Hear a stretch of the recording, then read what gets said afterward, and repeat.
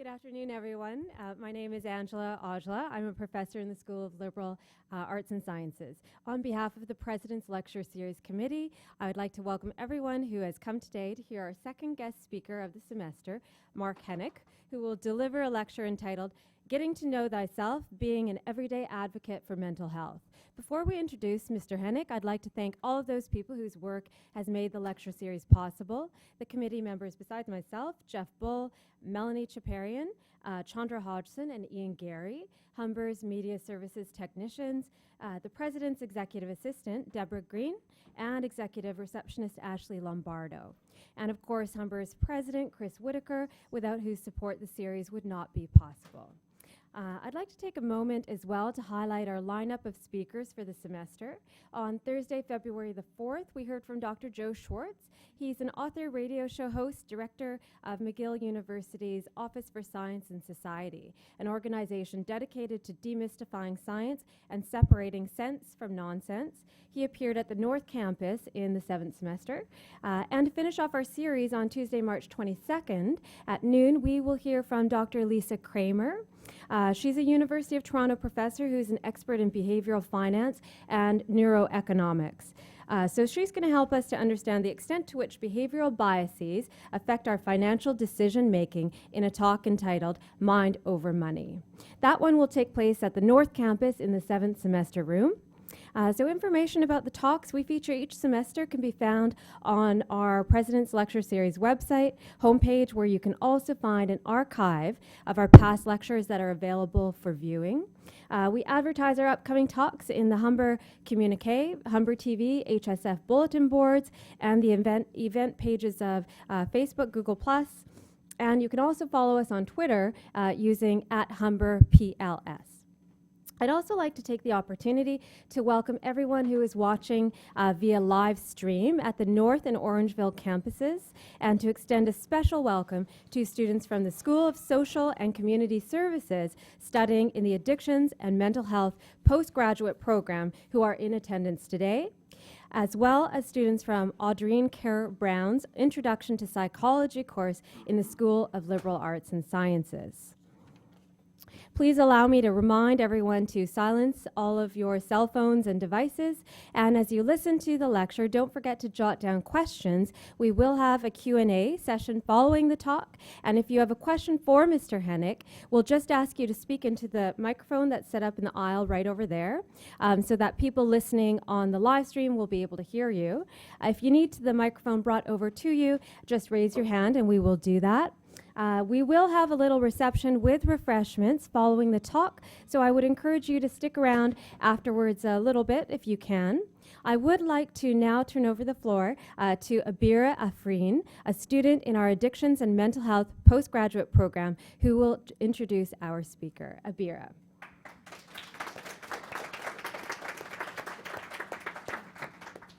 Thank you.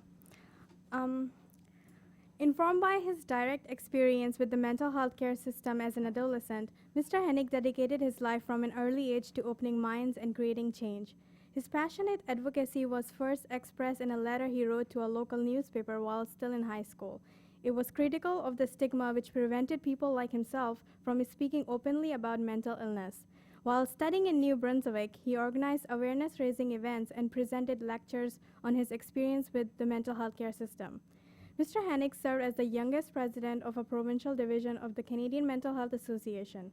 During this time, he helped to develop the first province-wide mental health strategy. When he joined the board of directors of the Mental Health Commission of Canada, also as its youngest member, he provided oversight for a national strategy as well as for the largest Housing First research project in North America.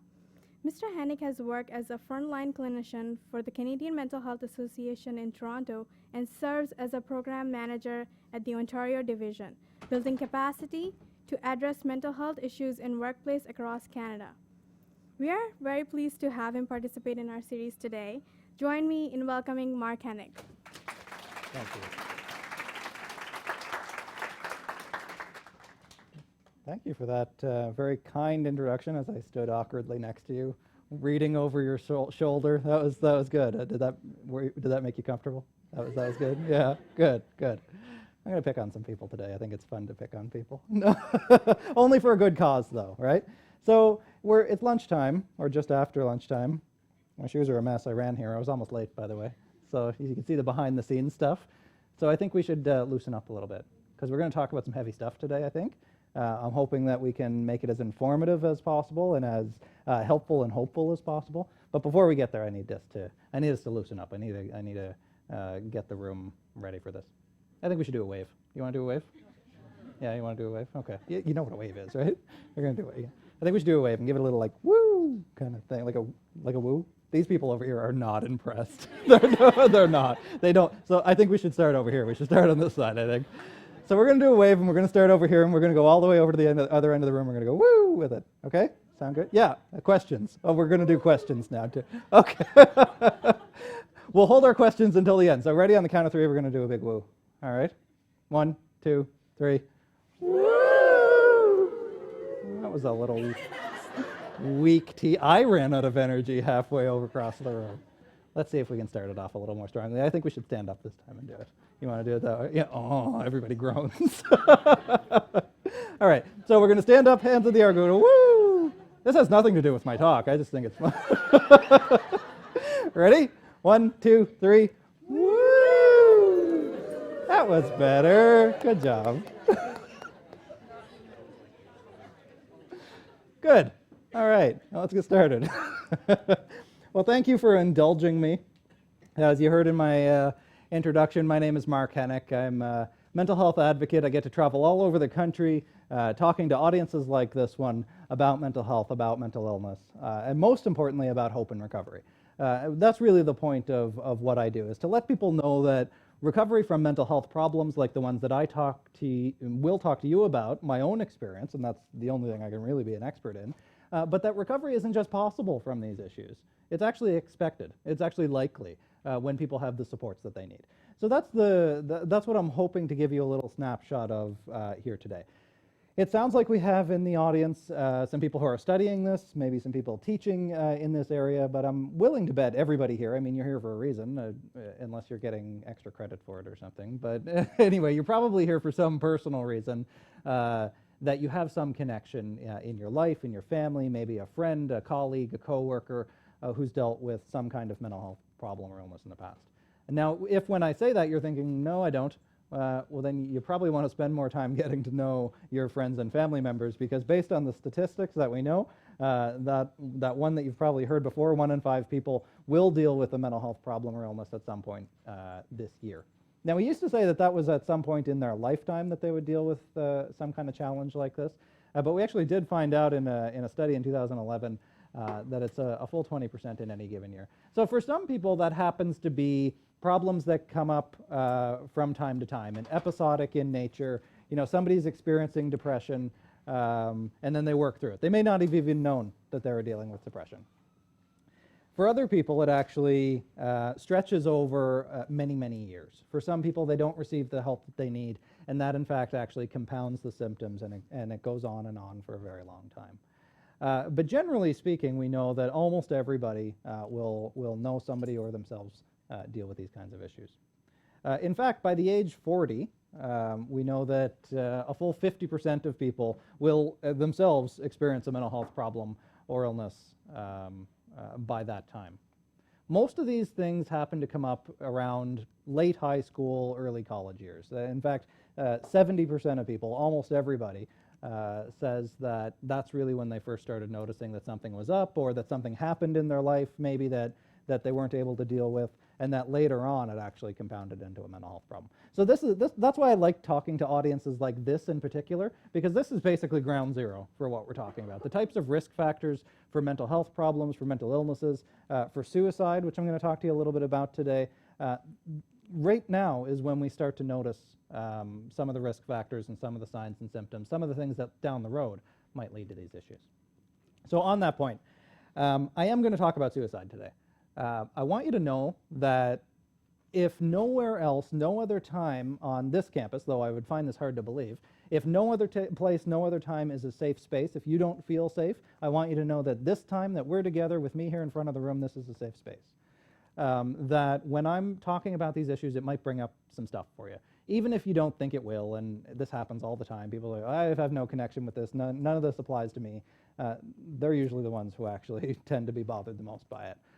So I want you to know that that happens. I'm aware of it. I have worked as a clinician for a long time, but you also, I'm assuming, have mental health supports here on campus as well. So if you find that something that I talk about today does bother you, and you find you're thinking about it later or triggers something for you, please do talk to somebody. I'm actually a firm believer that triggers aren't necessarily a bad thing. That in fact it actually can uncover something that we really need to address, that we really need to help with. And the good news is that for most mental health problems and illnesses, we actually do have treatments available if you want to go the treatment route. If you don't, that's okay. There's lots of other therapies, interventions, lifestyle changes that we can help people with.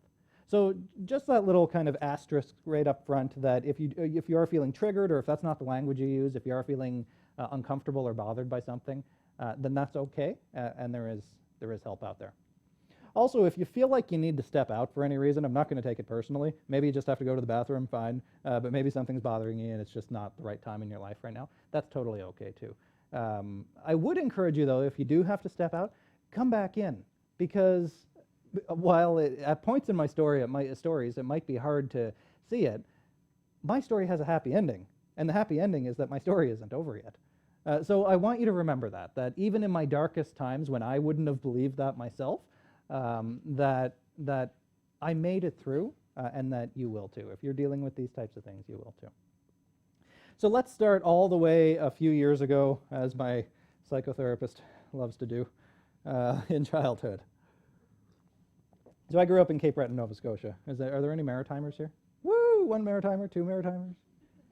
You've been in Toronto for too long, haven't you? Because you're a little woo. That's not how Maritimers say woo. Where in the Maritimes are you from? No way. Sydney. We're going to talk a lot about Sydney today. I'm from Sydney too.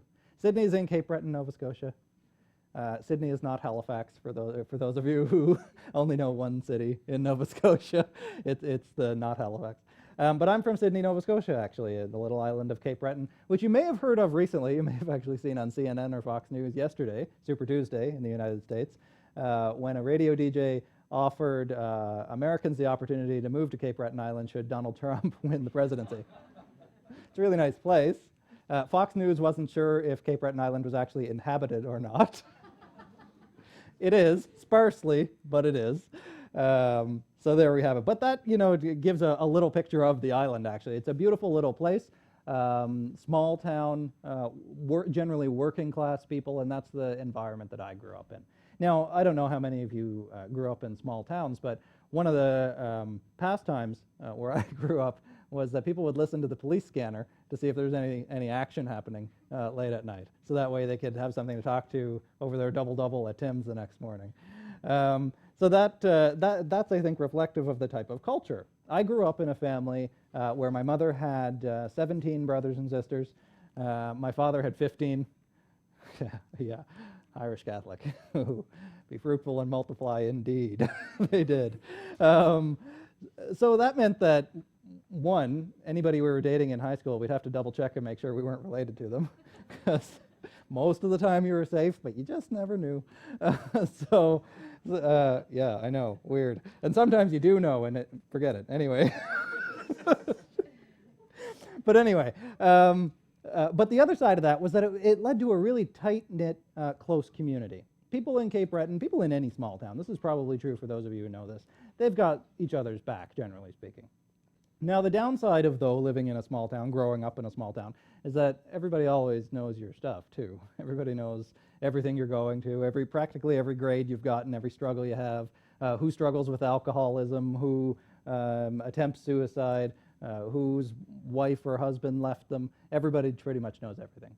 But, the thing with mental health problems that I noticed anyway, growing up as a young person with a few, that's the type of thing that while everybody knows, nobody really talks about it. Nobody approaches you about it or has a discussion.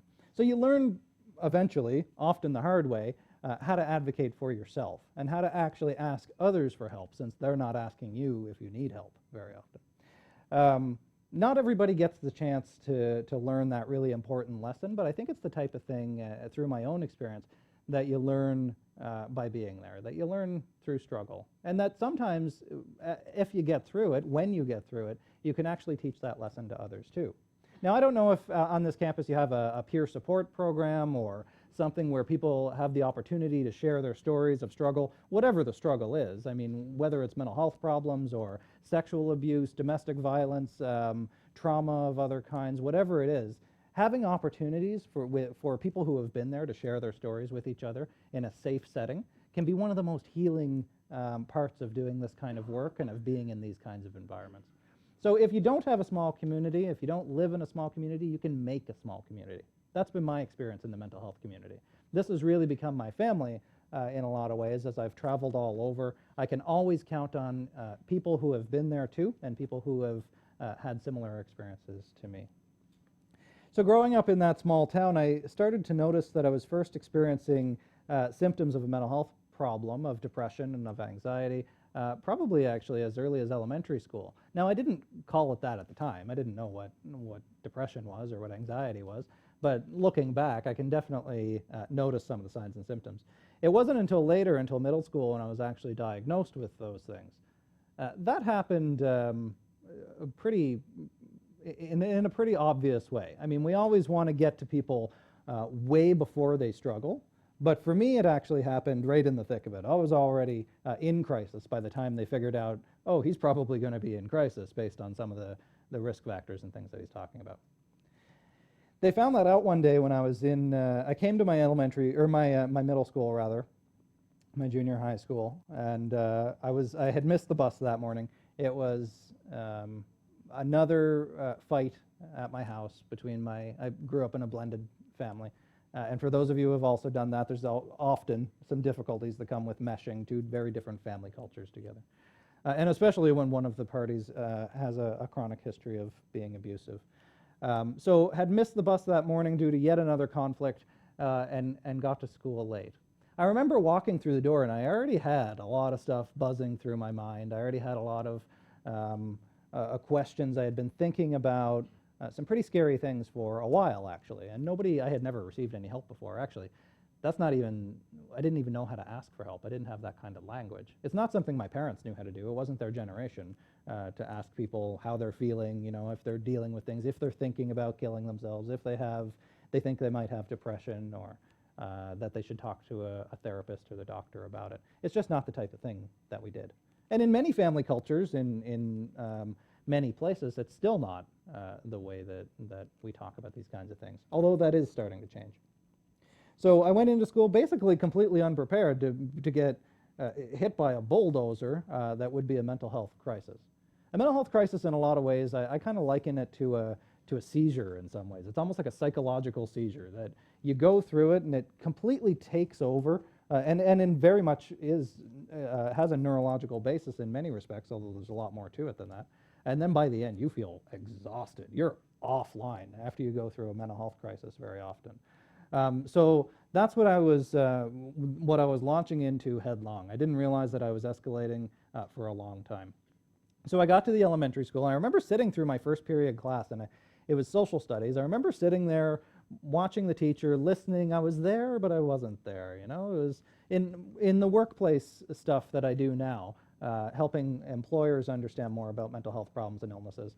We talk about presenteeism. There's absenteeism, sure, when you're not there, but then there's presenteeism too, when you're there, but you're not really there, And I think we've all experienced that kind of thing, but maybe some of you are experiencing it right now. Maybe you're sitting here looking at me glassy-eyed and you're not really here. I don't know. But the point is that when you have depression, this actually happens fairly often. That what we think is happening is that you're actually dissociating. You're kind of breaking off because it's too painful, it's too difficult to be there in that moment, so you're going somewhere else in your mind.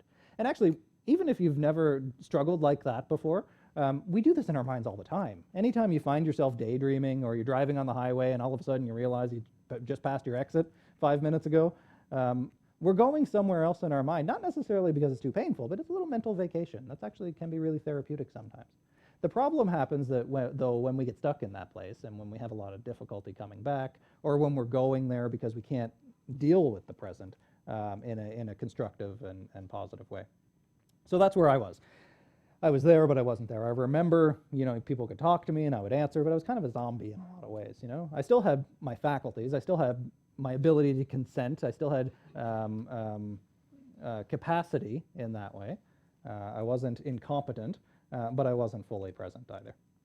After first period had ended and we had our little break, everybody else went back off to class again. I stayed behind.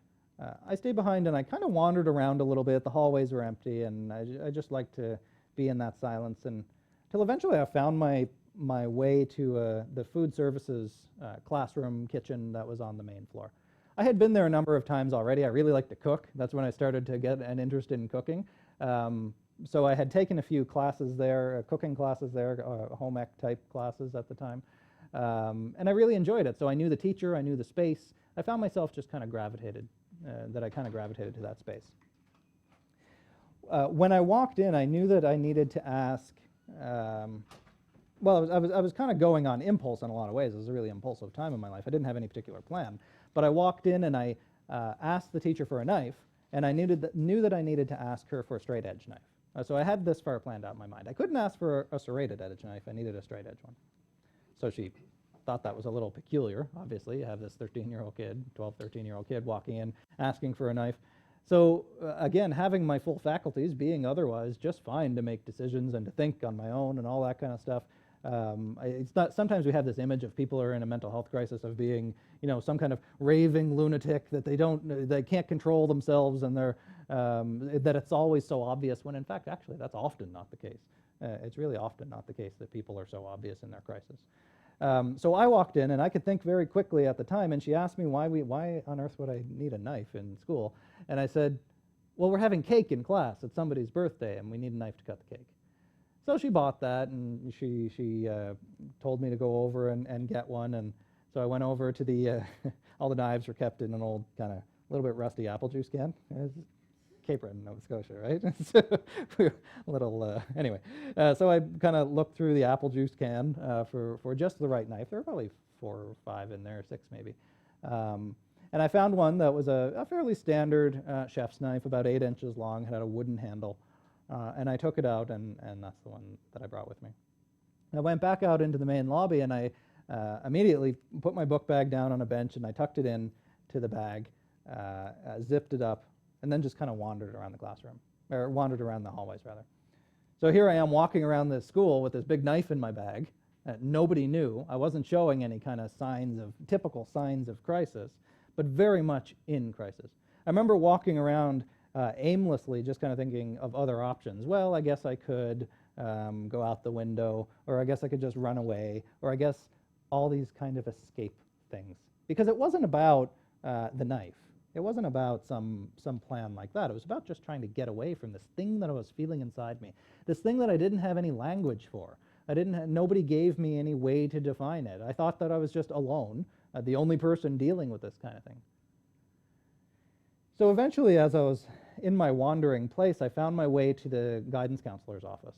Now, why I went there, I'm not actually sure. I had some prior exposure to this guy in the past, but not a lot. I mean, I now know that when my grades had started to slip earlier in the year, and that's one of the first signs that something might be going on. If somebody's usually a pretty good student, but then they start missing more school, the grades start to go down, they're not, they're presenting a little bit differently. That's one of the keys for us. That had been happening to me, actually. So I had been connected with this guidance counselor before to look at my grades. So I kind of knew that he was somebody who was supposed to help, but I didn't really know if he could do anything. I didn't know what mental health was, and I didn't know if he could do anything about it. And chances are, actually, he wouldn't have had any kind of training to deal with mental health problems anyway, certainly not crises or suicide intervention, because often guidance counselors aren't. But I found my way there because I kind of knew who he was.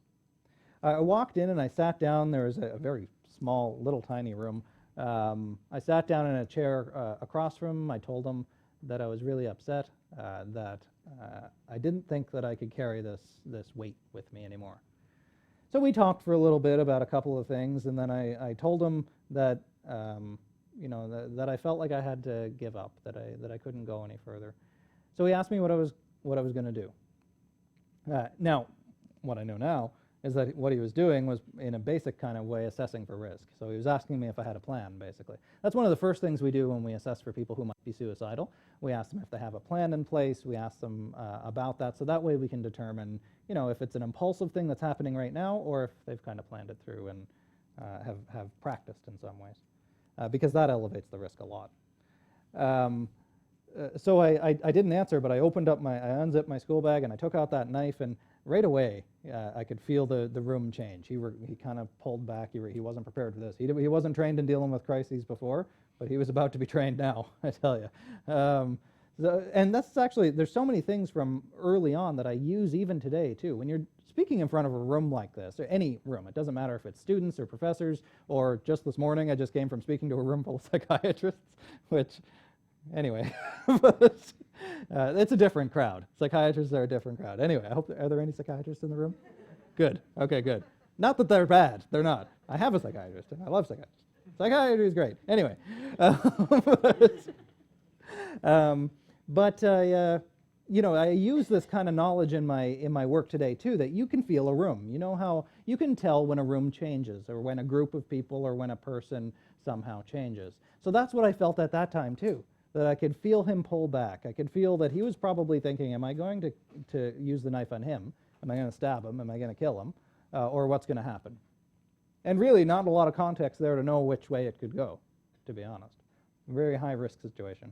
So I remember when I pulled it out, he asked me what I was going to do. And again, I said, well, I can't carry this weight anymore. I can't do this anymore.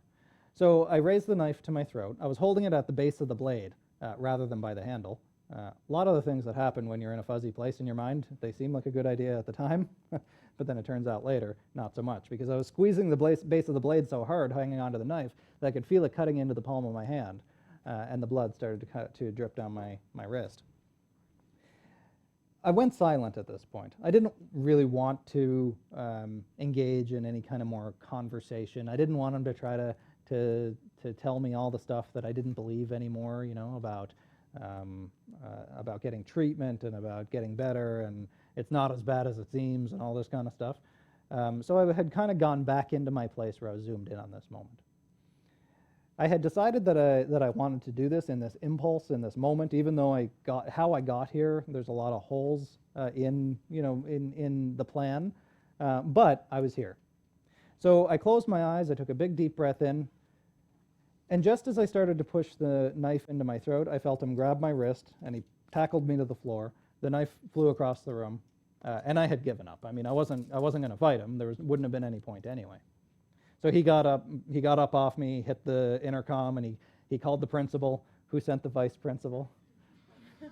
Of course, are there any VPs? Yeah, VPs, right? Anyway, so he sent the vice principal, who ran up, was there for all about 4 minutes, determined that they couldn't call an ambulance. They couldn't possibly call 911 to come up, because then people would see it, and they would start asking questions, and then it would cause an uncomfortable situation for the other students.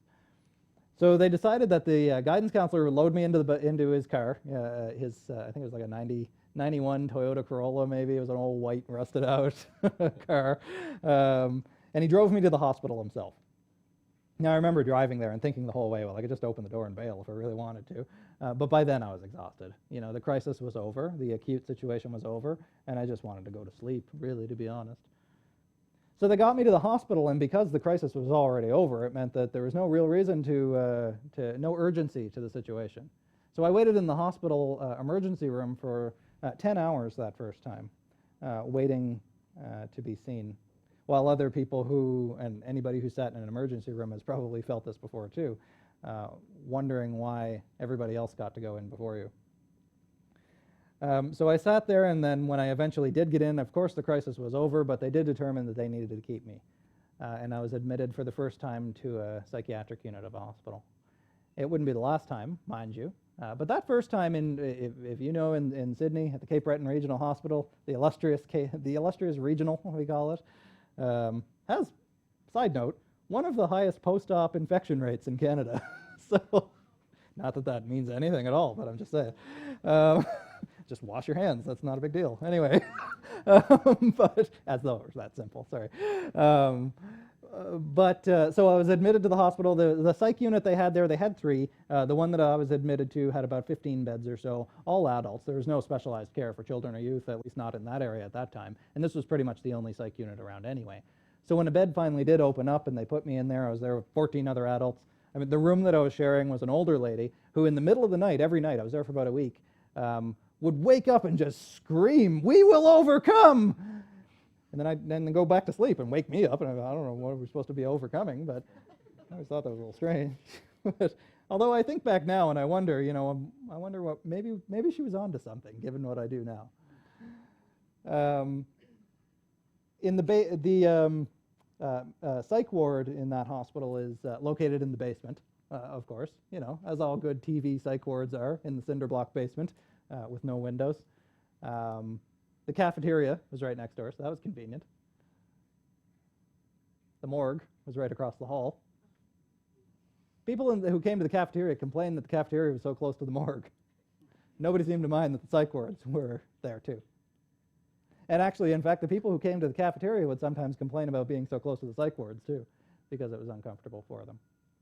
This is the structure that we see. We're doing a lot of really great work in the institutional side of mental health care. Just go take a drive around or a walk around CAMH down there, or I just came from Ontario Shores out in Whitby. And physically, the space, the environmental design is beautiful. It's incredible, actually, how they're incorporating recovery into the very environmental design of the spaces where people recover, or at least in hospital-based care. But that wasn't the case where I was. So they kept me there for about a week, like I said, and discharged. There was no real discharge plan. I mean, not really. We had I think 2 or 3 psychiatrists for the area at the time, so they had pretty long waiting lists. I remember going with my mother one day to a scheduled appointment. The appointment was scheduled for 10 o'clock in the morning.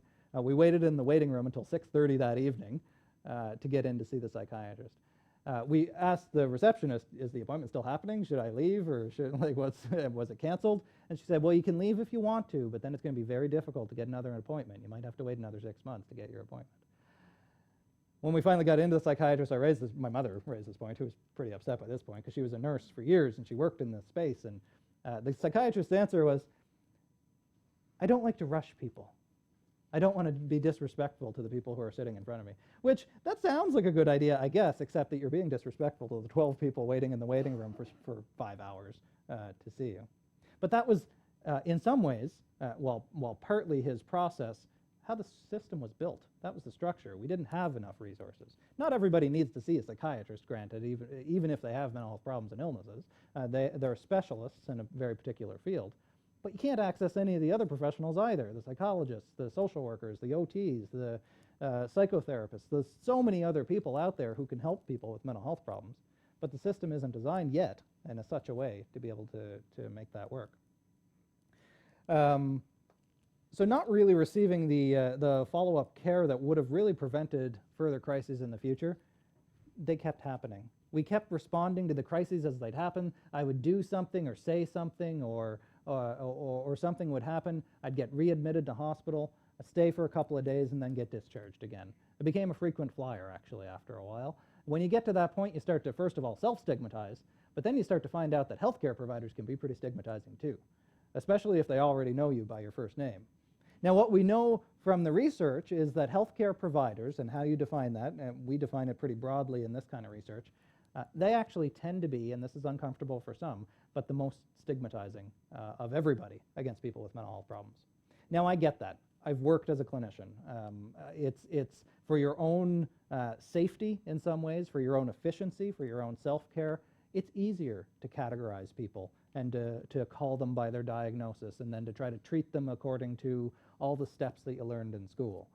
It's easier not to enter into their stuff and to treat them as unique individuals, because sometimes you can get lost in their stuff too. So I get sometimes why there's a temptation for healthcare providers, people in helping professions, to be stigmatizing like that.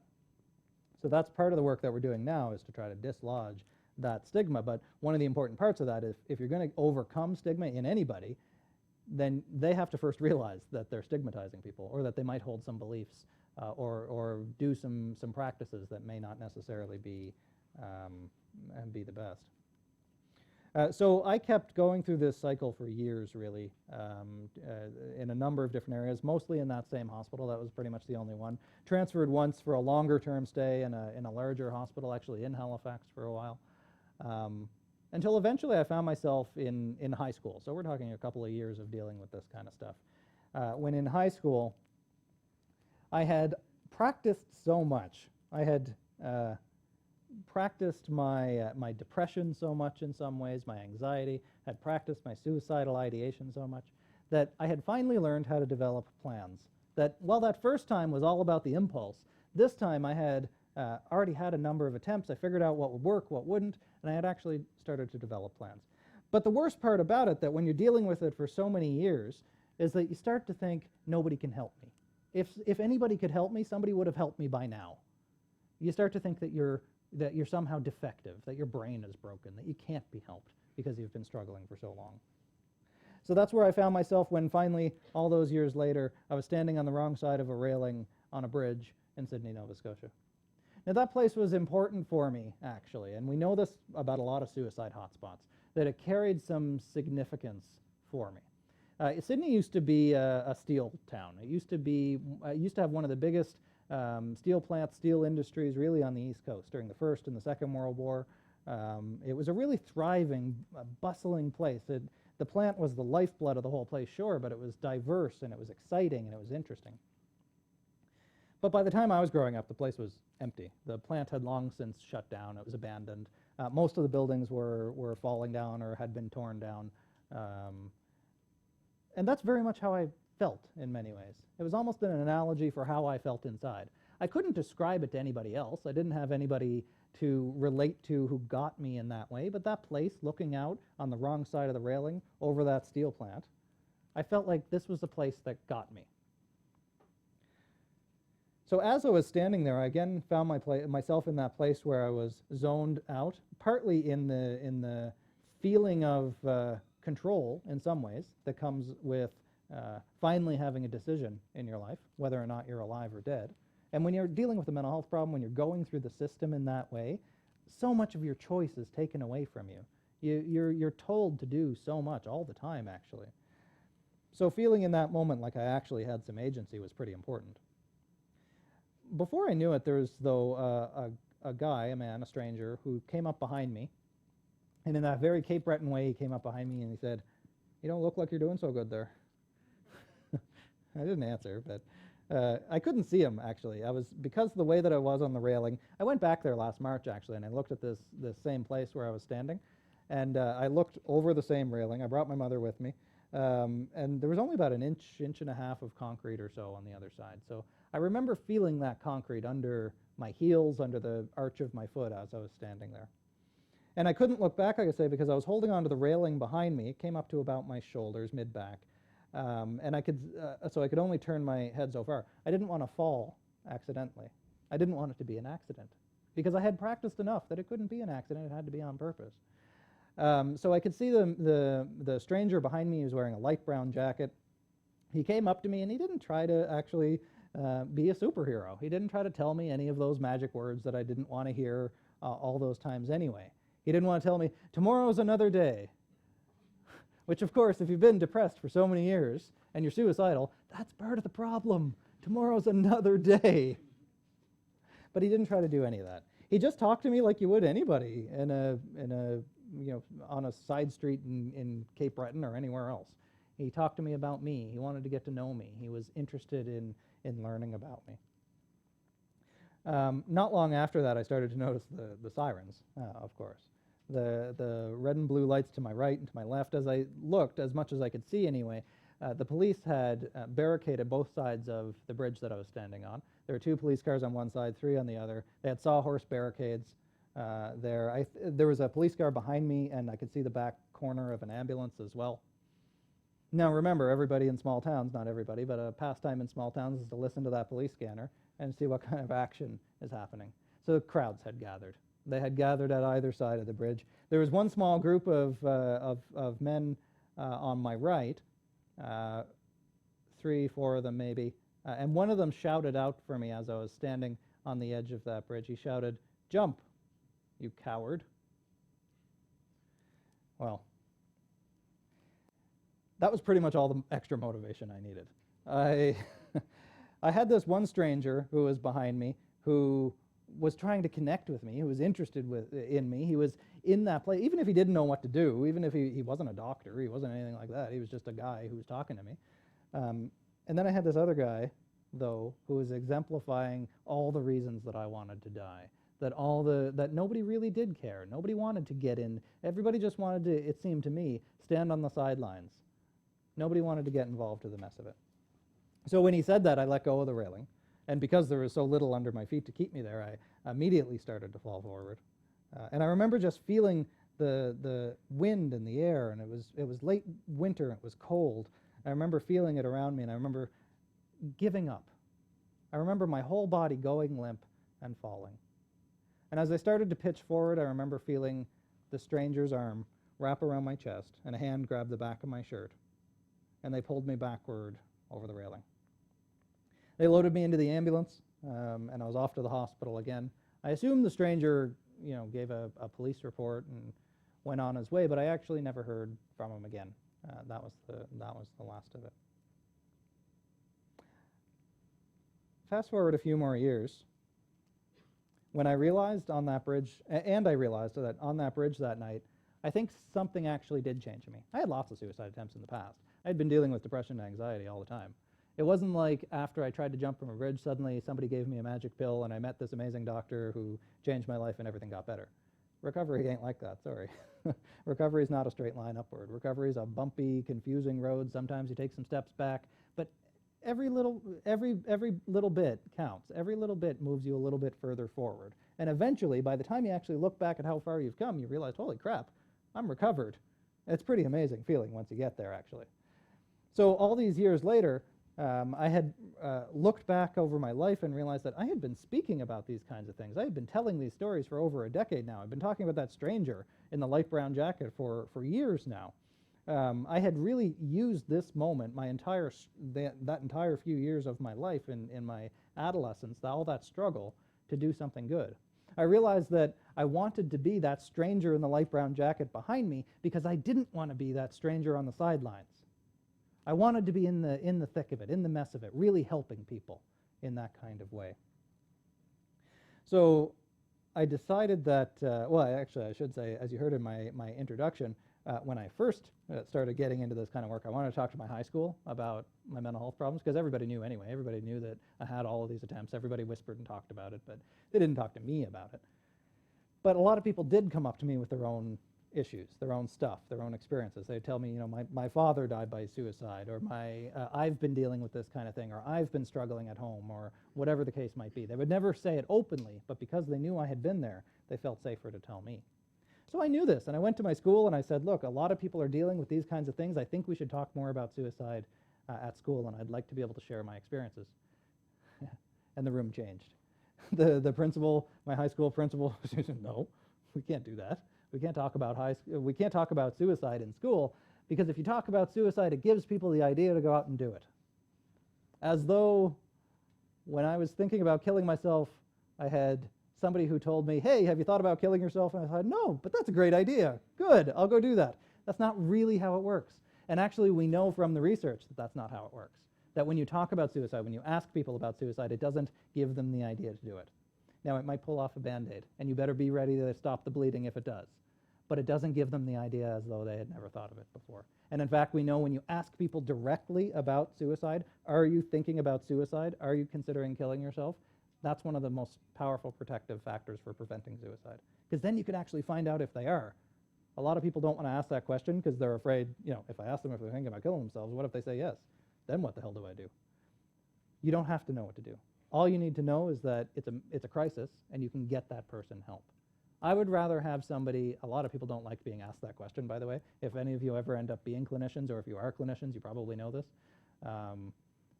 But I would rather have somebody mad at me and alive than not be around anymore. So I think that's one of the most powerful questions we can ask. So being the type of person that I was and that I am, the principal told me no, so I did it anyway. So that night, I wrote a letter to our newspaper, the Cape Breton Post, a great big publication. I asked the question why we couldn't talk about mental health and suicide in schools. I think I likened the school to communist Russia or something like that. Anyway, as you do, right? As you do. And the next day there were CTV news cameras in the principal's office asking why it wasn't okay. I had been doing that for a long time, so when I got to this point, just actually around this time last year, I had built up really great relationships in media. I had done a TED Talk about my experience, some of the story that I just told you, for those of you who had seen it. I've been talking in media, especially with the Bell networks, all the time. I've really become, had the great opportunity to become one of their regular people for mental health. So I finally decided that there was a part of my story missing. If I wanted to keep talking about this like I had for the last more than a decade, I needed to actually be able to complete the story. Because I've been talking about this stranger in the light brown jacket for so many years, and I actually didn't even know if he was real. I mean, come on. I'm standing on the edge of a bridge in a mental health crisis anyway. I got one guy over one shoulder telling me all these bad things and another guy over my other shoulder telling me good things. It's like, what the? I don't actually know if this is real. Nobody's told me if they've seen him before, or if he was there. I approached the police department at the time, and they immediately rejected my Freedom of Information Act request. They haven't yet realized that they've picked a fight with the wrong person, but anyway, so I'm appealing that process, but then I realized pretty quickly I'm not going to get through this, I'm not going to get my answers through bureaucratic channels. I pulled all my medical records from that period of time, but there was no mention of this guy. There probably wouldn't be anyway. And even if it was in the police documents, they probably would have redacted his identity. So I thought, well, why don't I do what I've been doing for the last few years? Ask for people's help in doing this. Take it public. Get people's engagement. So that's what I did. I went on Canada AM, and they showed the relevant clip of my TED Talk where I talk about this guy in the light brown jacket. I asked for the public's help in finding this guy, because that was the open part of my story. And then I took to Twitter, to Facebook, other social media platforms, and I asked for people's help. I was overwhelmed by the amount of the response. I did this the day after Bell Let's Talk Day because I didn't want it to get lost in the conversation on Bell Let's Talk, and because I'm a huge supporter of Bell Let's Talk Day. But I think that we need to let's talk on more than one day. I think that we need to talk more. So I intentionally scheduled the interview with Canada AM for the day after. And it was funny. I told the producer, I said, I want to come on and I want to make an announcement. Cool, great. So really? Yeah, come on, let's do it. So I went on, I did this, I asked for the public's help. Within an hour and a half, I started to get this flood of messages. One was from somebody who claimed to be this stranger's roommate at the time. He said he came home that night and he told him all about what had happened. Another guy who claimed to be his brother-in-law said that they've known this story among their family for a long time. The brother-in-law also told me that he himself had seen my TED Talk a couple of years ago in 2013. And in fact, when he had just seen it recently, actually, around the Bell Let's Talk stuff when it was shared. He said that when he had seen it, he sent it off to his brother-in-law. And he said, I think he might be talking about you. So this guy, this stranger, he watched my TED Talk, he saw it, and he realized that I was talking about him. He decided at that point, about a week prior to me, 2 weeks prior, sorry, to me starting to look for him, he made the decision to try to look for me too. So it turns out by the time I had decided I needed to complete this whole of my life, he had decided the same thing already. He had already written me a letter that he wanted to give me if he ever found me. Because he never knew if I was alive or dead. If I had just gone back the next day after he saved me from that bridge, pulled me from that edge, if he didn't know if I just went back the next day and finished the job. So his brother-in-law asked me if it'd be okay if he could send me the letter. I said, fine. I gave him my email. He emailed it to me. He emailed it to me almost right away. And it sat in my inbox unopened for like 8 hours. I looked at it and I thought, I don't even know what to do with this.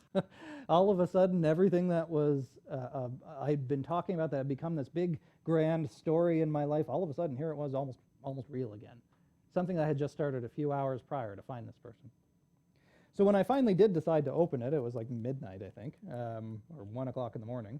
I flicked on the camera on my iPad, which, doing this kind of work. By the way, if any of you are interested in seeing somebody ugly cry, you can look up this video on YouTube. Because I read this letter, and I recorded it, of course, The video was then picked up by the Toronto Star, the Independent in the UK, the New York Daily News, so the whole world has seen me ugly cry as I read this letter from this stranger. And the very first line that I read, he wasn't a stranger anymore. In the very first line, he said, "Hi, Mark. My name is Mike." Suddenly, that stranger in the light brown jacket that I'd been talking about for years was named Mike. He told me all about that night, about how he was driving over the bridge on his way to work. He saw this kid standing on the other side of the rail, and he stopped at the convenience store at the other end, ran in, got them to call police, and then came back. He said that he knew he wasn't supposed to stop his car on the bridge, but he was going to do it anyway, damn it. He said that when he walked up to me, he didn't know what to say, but he knew he had to say something, or at least he knew he had to walk up anyway. He talked to me about how afraid he was, how all he could do was watch my hand on the railing behind me, watch for it to let go. He told me about how when I finally did let go, that he grabbed me. And the hand that I felt on the back of my shirt actually wasn't his. It was another police officer who had been behind me the whole time, who I had never even seen.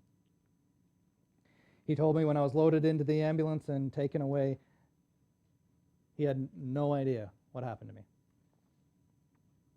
And that when all those years later, 12 years later, he was sent my TED Talk by his brother-in-law, he stole away into the bathroom at work. He watched the video and he knew right away that it was him. He told me he was so proud. He told me he didn't know he could be so proud of somebody he had only spent such a small amount of time with. Mike's been working in crisis intervention and mental health care with young boys for the last 12 years. He works at a treatment facility in Halifax for young people where he does this kind of work. We knew then that we had to get together, that we had to see each other in person. So I reached out to a few friends, a few people in my network. We got him he and his partner a beautiful suite at the Shangri-La in Toronto. It was like a $2,000 hotel room, and they gave it to us for free. That was great. They loved the story. Got him free. Yeah, you can really work these angles if you know how to. Trust me. We got him free airfare to come up and visit. We brought him out to a few restaurants. But at that moment when we were actually meeting, of course, we brought cameras in tow. So that's what I've been doing for the last so many years. So if, by the way, you don't believe any part of this story, you can actually just Google any of it, and virtually all of it has been recorded at some point.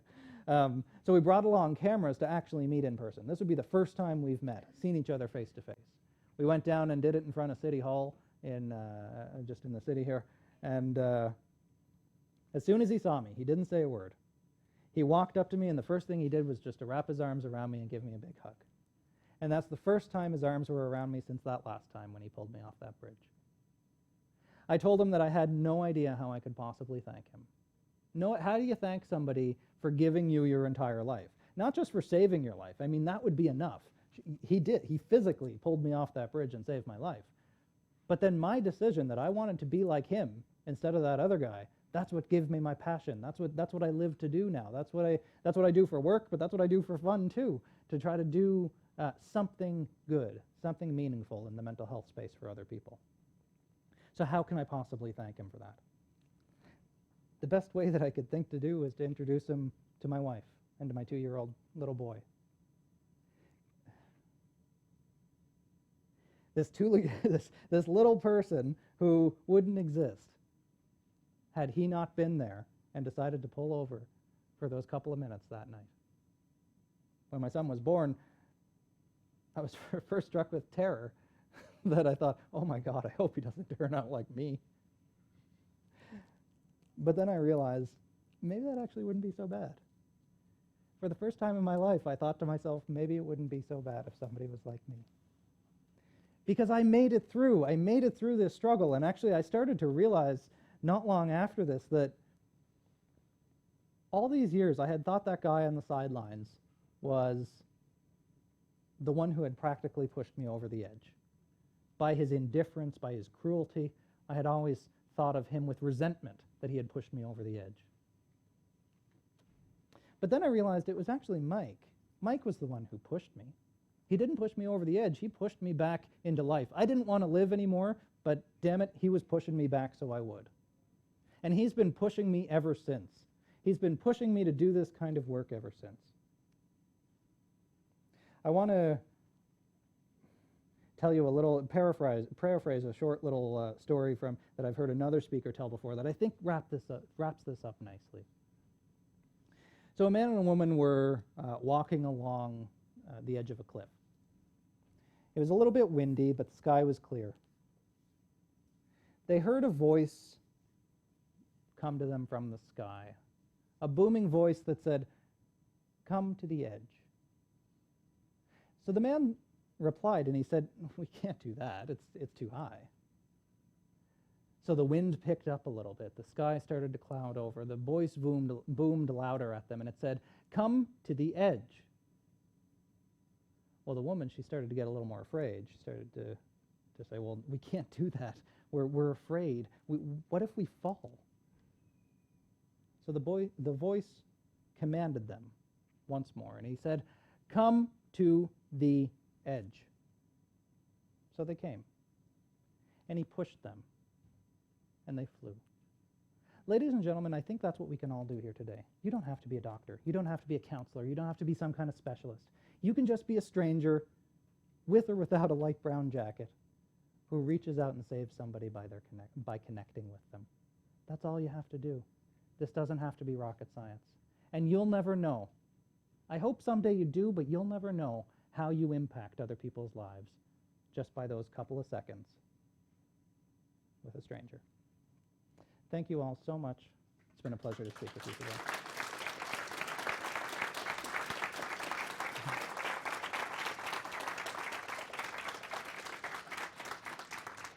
Thank you. So I think we're going to do some questions. Yeah? Yes? No? Sure, whatever. I would love to take some questions. Now, sometimes when I do these kinds of questions, it's a little awkward to get started at first. That's okay. I want you to know a couple of things. First of all, I obviously have no boundaries when it comes to my social skills or my story, my dark parts, all that. So feel free to ask me anything about myself. I have no secrets. But feel free to share with me, with the room, if you like, anything that you want to about your own experience as well.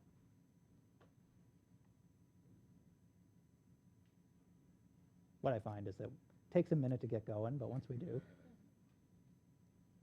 Yeah. How were your parents with you kind of like dealing with it over time? Yeah. Okay, we're going to ask that when you ask questions that you do it at the mic. Okay. And the reason for that is just so that the people can hear you on the live cast and the recording. Great. Don't be afraid. Do you want me to ask Yes. again? Fire away. For those of you who didn't hear. Hello. I don't think. Can Yep. you hear? Yep, you're good. Okay. How were your parents with you dealing with the situation over time? So my parents were a product of their time, I think. They didn't always handle it the best, to be honest with you, but I really don't think they knew any better. It wasn't common knowledge. So I think that they tried, but it was also difficult to, as so many people are, growing up in a family that is divided, growing up with especially somebody else coming into the family who doesn't really know that culture as well, that it can make it even more difficult. But over time, you know, I think you start to respect and honor their experience as well. That I think that my mother in particular, who I have had the closest relationship with, while I knew she didn't always get it, I knew that she always tried. My mother was a nurse for 30 years, so she worked in the healthcare space for a long time. In the last 5 years of her career, and which actually turned out to be the last 5 years of her life, she switched into psychiatric nursing. And sorry, that was that was so important for me because that told me that finally she was getting it. She wanted to do something that was meaningful to others, partly based on the work that I was doing too. So, you know, I think that sometimes I'm hard on my parents. Everybody's hard on their parents, I think. But I think coming to a place where you can honor their experience too, that's just who they are, that's what helps to heal those relationships, I think. Thank you for that question. Yeah.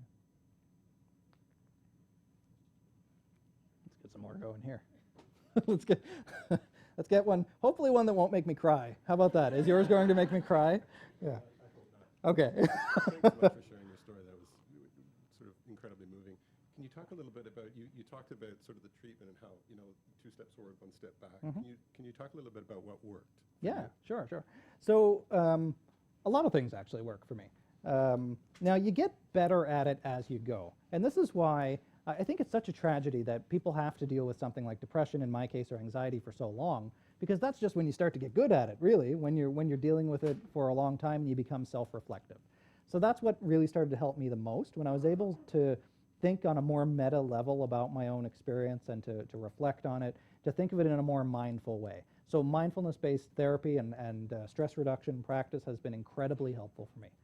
Mindfulness, while everybody thinks it's a trend, it's actually been around for thousands of years, is a way to essentially observe how you're feeling, to observe your state without necessarily getting locked into it or letting it take over who you are, to observe non-judgmentally with kindness. So that's been huge for me. Having the, eventually I did find a medication that worked for me too. So we know that medication works for a lot of people. We know that psychotherapy works for a lot of people. But we actually know that when done together, both together work better than either separately. Now, that said, an important caveat to this is that medication doesn't work for everybody, psychotherapy doesn't work for everybody. Sometimes they're actually really not productive at all. And you have to find the right therapy for the right person at the right time in their life, and that can be really hard. Sometimes it takes, some estimates say, up to 8 years to actually identify what's going on and the right kind of treatment that you can apply to that. So for me, I eventually found a medication at a maintenance dose, a low dose that works for me. I still take it, actually. I've gone off it a couple of times, but I've realized that it's actually not a big deal. I don't mind if I have to take a pill every morning, that it takes 2 seconds, and it helps me through my days. So those 2 things, mindfulness and psychotherapy, and mindfulness-based therapy. I also have a therapist that I reach out to on a regular basis to do some of the technical stuff. One of the things that people often think, I think, is that our thoughts are somehow genetic, that what we think in this moment is the way that it has to be, and that it's true. And this isn't just in cases of mental illness. I mean, lots of people think that the way they see the world is the only way the world is. But of course, if you have a mental health problem, especially if you're in crisis, that's what the mental health problem is attacking. There's other diseases and disorders that might attack your liver, or attack your heart, or attack your blood, or your brain. This attacks your perception. So if the very thing that you're using to see the world is being compromised, then you're not going to see the world in a way that is always in your best interest. So thinking more about that and having other people who are aware of my triggers, my signs of when I'm doing well, when I'm not doing so well, so that way they can reach out to me if needed. So having some planning in advance was really helpful for me too. Yeah, so I think a lot of those things. Now, it's different for everybody what works for you. Some people respond very well on their first try to a particular medication, or some people really get a great connection with a particular therapist and that works well for them, and I think that's just wonderful. So I'm not the type of person that thinks we need to mandate any particular kind of treatment, but I think that, and actually I firmly believe that recovery for everybody is possible, and for people who haven't, is likely, and people who haven't found recovery, it's not their fault that the system is failing them to get them the help that they need. This is actually, thank you for that question, but this is an important issue that's very, very current around assisted dying for people with mental health problems. I'm going to speak very openly to you here, very honestly, of my own personal position, which is that this would be a tragic failing for people with mental health problems to offer them an expedited opportunity to kill themselves. Their illness is not their fault. That their illness has been so prolonged and so painful that they're gotten to the point where they feel like they need to end their lives and they need help to do that, that's a failure of the system. So then it's not to me, it boggles my mind that the system would say, we're going to do nothing for you except help you kill yourself. That doesn't make any sense to me. So you're going to see me talking about this over the next few days, actually. CTV National tonight, Canada AM tomorrow. That's why I want to tell you that this is an important issue that it's great for ethicists and constitutional lawyers and all that kind of stuff to discuss, but people who have been there, people with that experience, and the experts and professionals in the field need to weigh in on this discussion too. You know, if constitutional lawyers are so eager to, are there any, wait, before I say this, are there any constitutional lawyers in the room? No? Good. So it's just you and I then, and the people on the cameras. If constitutional lawyers are so eager to legislate on death and to weigh into the legislation on death, they should stick to what they know. They should involve people with lived experience in this discussion in a more meaningful way. So that's me. I think that we're not doing a good enough job of people with these kinds of problems, and mental health problems do not have to be terminal. They do not have to be terminal. Thank you. Thank you. You know, that's a thorny one. It's a thorny one.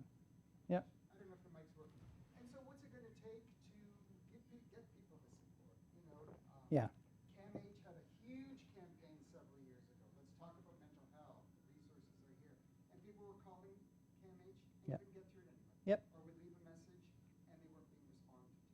Yep. So we were giving the message out to contact CAMH. Yep. Nothing was happening. You bet. Several personal friends who sort of fell through that. So is it sort of a lag in time? Is it more funding? Yeah. Is it more structure? Is it mental health initiative and plan for Canada or at least Ontario? Yeah, so it's all of the above, I think. So the question is, how do we actually get people support? You're right. And when I was working in the system on the ground at the clinical level, it's difficult for even clinicians to navigate the system. So what it's like as a patient, as a client, is even worse. So sometimes, for example, in Toronto, it can take up to a year to get in to see a psychiatrist. You know, Toronto has more psychiatrists per capita than anywhere else in Canada, which should surprise nobody. But access is no better. Access is no better, because it turns out that as you start to increase the numbers, they become more selective and all that kind of thing. And then there's researchers and all that. So what we really need to do is to reorganize the system in such a way that it first of all gets people the personalized kind of treatment that they need, the kind of help that they need. Not everybody needs to be funneled into a psychiatrist. Then you're going to get a big bottleneck for the limited number of professionals. But we have so many other people out there that aren't getting funded. You know, psychiatry might be funded. You can go to your GP, sure, that's great. But the only time you're going to see a psychologist, a social worker, a psychotherapist, an OT is if you go through an emergency room or you go to a clinic or something like that. But you can't just pick up and call a psychologist or a social worker, get some therapy for a while, which we know empirically works, because it's not funded. And then you're going to be out $100, $200, $250 an hour. Most people can't afford that. So especially if you're going for, you know, whether it's an 8-week session or a year long treatment. So that's another fundamental part of the issue. Mental health funding in Canada as a portion of the federal health budget, which then gets transferred to provincial jurisdiction, it only represents about 7% of the federal health budget. That's way below other countries. The UK, Australia, Germany, so many other countries do better in terms of funding mental health care. Getting people, reducing the amount of time that it actually takes to go from identification to diagnosis to treatment to recovery, shortening that amount of time is key. We talk about wait times in the healthcare system all the time, how long it takes to get hip and knee replacement, for example. But we don't talk as much about wait times in this area. It should not take that long to identify somebody who is struggling. So that's the awareness piece, like what Bell does and what CAMH does and so many others. Building awareness helps people to recognize earlier on. But then the treatment piece, mental health professionals are terrified of raising awareness very often because they don't have the capacity as it is. So why would they want to open the floodgates to get more people in? But you know what? We actually almost have to do that, because as the demand increases and the system can't deal with it, that's a stronger message to government that we need to address this. They're not going to want people laying on the streets, as they already are in many places, suffering and dying. Could you imagine if somebody was waiting for a cancer treatment, or even if there was a mass outbreak of what's the newest epidemic? That's Zika. Yeah, there's a mass outbreak of Zika in Toronto, and suddenly and nobody wanted to do anything about it. Or when SARS hit the city, or anything else. The healthcare system mobilizes in a way like you wouldn't believe. But we've already got more people who are dealing with mental health problems. More people die by suicide around the world than murder and war combined. but we talk about murder and war all the time, but we don't talk about suicide. It has mental health problems have a greater economic impact in Canada than that of all cancers combined. More people die by suicide than car accidents, but we talk about these other things way more. And it makes me so damn mad because we can stop this. We can prevent these types of things from happening. So the long answer to your very short question was that it's all of the above. We need to address the systemic issues to organize the system better. We need to value the system better. Psychiatry is the longest residency and the least respected and lowest paid medical profession among physicians. Nobody wants to be psychiatrists anymore. So we need to be able to respect that. We need to be able to fund other types of care providers. Not everybody needs the medical approach. We need to tackle this from so many more angles. Thank you. Oh, hi, yes. I'll repeat it for you. Yeah, I'll repeat it. I just really chatting a little bit about what I think you said you're doing some work with workplaces. Mm-hmm. Because that's one of the areas that I think is still, it gets really hidden. Like, we're pretty good, I think, in the school system about talking more about it, Mm-hmm. but in workplaces, it's very quiet. Yeah. So do you see any change in that happening in the work that you're doing in organizations about accommodations? Yeah. And things that companies are offering to help employees be able to potentially function and still they don't have to be off on leave and they can Yeah. partially function, and you see any shift, because that's an area that I think is not working. Yeah, so this is one probably the workplace and what kind of resources are available to people, how we're shifting the workplace mental health scene. This is still it's just starting to take off. I mean, CMHA, the program that I run, Mental Health Works at CMHA, has been around for about 15 years, but that was way ahead of its time. We're actually just starting to focus on workplace mental health in a meaningful, real way in the last probably 3 years or so, 3 to 5 years. And that's for a couple of reasons. We now have the first ever in the world national standard of psychological health and safety in the workplace. So just like any other health and safety standard or an ISO standard or whatever, we now have a psych health and safety standard. It's not mandatory, it is voluntary, but there's a lot of companies that are starting to implement this and see some changes. Some of the things that include are things like having resources available to your employees that everybody knows about. So one of the case studies, Bell Canada is implementing the standard in their own workplace. They've trained 6,000 managers in workplace mental health, recognizing signs and symptoms, how to work with it, all that kind of stuff. Their goal is to train everybody. What they've seen, just in the preliminary year and a half data that they've released, is that their short-term disability claims, the length of the claims have come down. There's still the same number of claims, but they're shorter. And their EAP, their Employee Assistance Program access rates went way up. That's a really good thing. A lot of people don't know that they have resources available to them that can help them earlier on. So those are some of the things. The program that I run does a lot of work to teach people about 3 things: awareness of mental health problems and mental illnesses. What are they not? Responding skills. How do we have a difficult conversation who might be struggling? How do we recognize something happening in ourselves? And then how do we ask for help? And then what we call collaboration. So how do we actually build a more psychologically healthy and safe workplace? We're actually doing work with colleges now at CMHA Ontario. We have the Center for Excellence or Center for Innovation or whatever in college. I don't remember what it's called. Anyway, something about excellence and innovation in colleges. But we're looking at, through that venue, and partnered with the Mental Health Commission of Canada, of adapting our program specifically for colleges. So that way college staff have a way to recognize if students might be struggling, but then also among their community, among their staff community as well. So this is a really exciting area that's really quickly developing. Yeah. Mm-hmm. So one of my overall concerns is that I think poverty actually is exacerbating so much of the Mm-hmm. mental health of the community. Yeah. And that we have groups of people who are increasingly becoming poorer and poorer and poorer. Mm-hmm. And there's absolutely no strategy in place to actually address the income problem.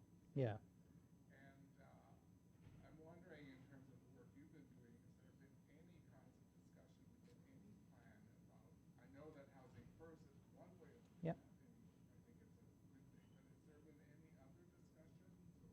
Yeah, so there's something called the Aspiring Workforce Initiative as well, which is people who want to be working, but they're not. So they happen to be poor, homeless, severely ill, whatever the case might be, or just unemployed and nothing else happening. So that's what, but they want to work, and that's the key. So I think that if we can assist people in getting better connected with meaningful work, that's a really important part, because back to your question, people are healthier, more productive, generally speaking, when they're at work versus when they're not. So we want to help people to get to work and to stay at work, because that's healthier for them. It gives structure to their day, it gives an income, it gives all that kind of stuff. But also we need to be able to get people who are currently struggling and suffering out of that place by more effectively delivering service to these populations. And right now we're really not doing that. So we have walk-in clinics, emergency rooms. These are the people who deal mostly with people who are poor, because they can't access services anywhere else. Now in Ontario, I will say a nice resource that's out there, though hasn't been efficiently used, are community health centers and family health teams. If you can get connected with one of those, we did some of this work with Children's Aid, that can actually really help, because they very often do have mental health supports there as well.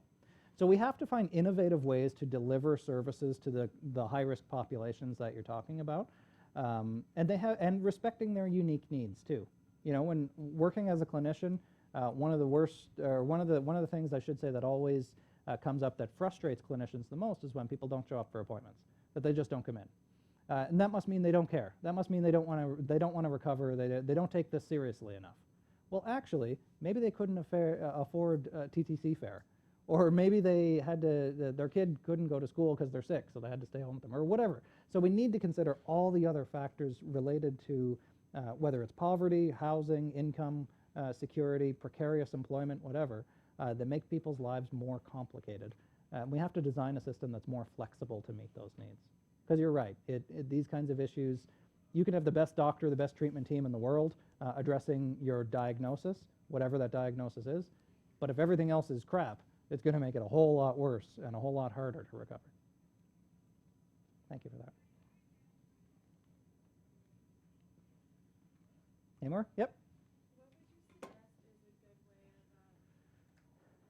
so I had experience a couple of years ago where I was working with troubled youth in the Dominican. So it was a lot of young boys that had been abused throughout their childhood. And one day this boy was just telling me, like, I want to die. Like, there's no reason for me to live. Like, I'm unhappy. And I didn't know how to deal with it Yep. at the time, and it kind of led me to this program. But, like, I feel like I impacted him just by listening. For but sure. What other ways are, like, what other ways could be beneficial for them when someone just comes to you and is like, Yeah. I want to die? So how can and basically really just the average person help somebody who's suicidal or struggling in any other way? Because there's lots of other kinds of mental health crises, you know, panic attacks, or if somebody's dealing with an eating disorder, there's a number of crises there, or obsessive compulsive disorder. And essentially what I try to recommend is that there are types of what's called gatekeeper training, like applied suicide intervention skills training or safe talk, that anybody can do, really, or mental health first aid, for example. That's another one that's extremely popular right now. These are basic level courses that don't take very long, 2 days, both of them. They're pretty cheap, where you can recognize, learn some skills, some tools for how to interact with people who might be at high risk. I like to try to really encourage those, because I think just about everybody, well, everybody, first of all, is a gatekeeper, whether you have the training or not, whether you know that or not. So I encourage people to get that kind of training. If they don't, at the very least, just be open to doing exactly what you did, to listening. One of the key things when somebody's suicidal in this kind of example is to listen. To listen to their, for anybody who's taken assist, listen to their reasons for wanting to die. That's really important. They need to talk about that, why they want to die. Everybody always skips to the everything's so great, tell me about all the things you have in your life, and that's good. That's good, we'll get there. But they need to get rid of all the other stuff too. And the theory is that if you think of the mind as a closed space, basically, or this is my way of thinking of it, if you think of the mind as a closed space, it's so filled with so much pressure of all that other stuff that you have to let that pressure out, so that way the solutions can start to grow organically within there. If it's being weighted down by all that other crap, then it's going to be harder to grow a solution. So let them express those reasons for dying, and then when they're ready, and you can usually feel in the conversation if they're ready, then you can ease them into, well, you told me about your mother, or you told me about your dog, or you told me about your guitar, whatever it might be. Tell me more about that. So then you can really expand some of the things they're passionate about. That's really what drove my recovery, was finding something to be passionate about, something that gave me meaning and purpose. It wasn't something external. It was something that I found that was already in me. It was always in me. I just had to find it.